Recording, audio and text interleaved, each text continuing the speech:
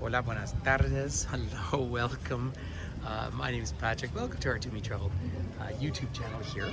I really don't remember whether I have any YouTube videos up from Mexico, but I'm down in the town of Tule, which is about 25 minutes or 30 minutes out of the city of Oaxaca, in the state of Oaxaca in southern Mexico. And I'm standing below or beside the Árbol del Tule, which is widely considered to be the largest tree on planet Earth by sheer volume. So 636,000 tons. Here is this fabulous, massive tree, over 2,000 years old. Science is over 2,000 years. I have heard about 2,500 anyway.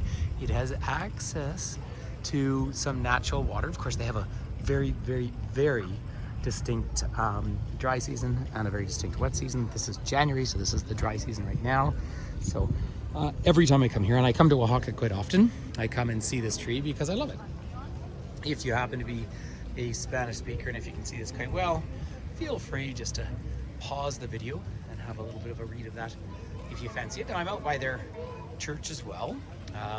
Now this is a Zapotec region. So the Zapotecs probably arrived here maybe the 2nd century. They built Monte Alban, which is of course considered to be the first planned city in the Americas. Look at this spectacular blue sky out here. I mean, everything about this area is gorgeous, and it's such a treat to share it with everyone. But of course, when you sort of say, well, I live in a national park, of course, so when you say to someone from my kind of part of the world, or anyone to be fair, you know, the largest tree in the world, I came and saw it, and I've seen it now for, I guess probably 20 years. I don't think I've noticed it grow. But let's come around. Oh, the church is just giving us a few bells out here, everyone. But it is pretty spectacular to see. So I really cannot frame the whole thing in, but I will leave this compound in a minute or two and actually get a better view of the tree from distance. Obviously, it's a whole ecosystem unto itself in there. I thought maybe just for a second I could talk to you a little bit about the area where I am here. Hi there, if you haven't met me, my name is Patrick. And I have a small tour company. I travel a lot. But this valley, this is where all the mezcal is raised. Well, there's more mezcal produced in Oaxaca than any other area in Mexico. Now, you might not know the term mezcal, but if I say tequila, then you'll know what I'm talking about. But coming out this valley, you go all the way up, and I went over to a place called Yerbalagua, where there's archaeological sites all the way up here. Mitla's famous. Of course, just a little bit south of Oaxaca City is where Monte Alban was, which, as I was mentioning, was the first planned city. So, I mean, it is incredible. They have a distinct rainy season, so June, July, August, and this is the dry season. Cool in the mornings, higher altitude, right? 1,550 meters, about 5,200 feet above sea level, and spectacular. But of course, the water, they've been growing everything here forever, and of course 64 times the corn. So I don't speak any Zapotec, but I do speak Spanish, which is obviously very helpful. I highly recommend it. You come to this part of the world. So it's just so gorgeous out here. So I'm going to wander around outside of the main gates. Take you over to the sign that says El Tule, and I can show you their government buildings here.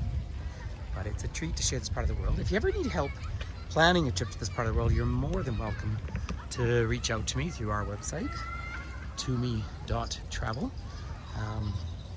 We do travel consultation, and again, I'm here actually running a tour with a group of people. Everyone on this particular tour are Canadian and American, and having, you know, they've all fallen in love with it. Well-traveled people, but it's safe. And of course, we're also in the culinary center of Mexico down here. So yesterday, for example, we cooked mole. Now, mole really is sauce. However, keep in mind that chocolate comes from Mexico, and they still have all of their Christmas decorations up around here. I always find it so funny in places that clearly don't see snow, and you still get the sort of Christmas images. There's a certain form of colonization built into that.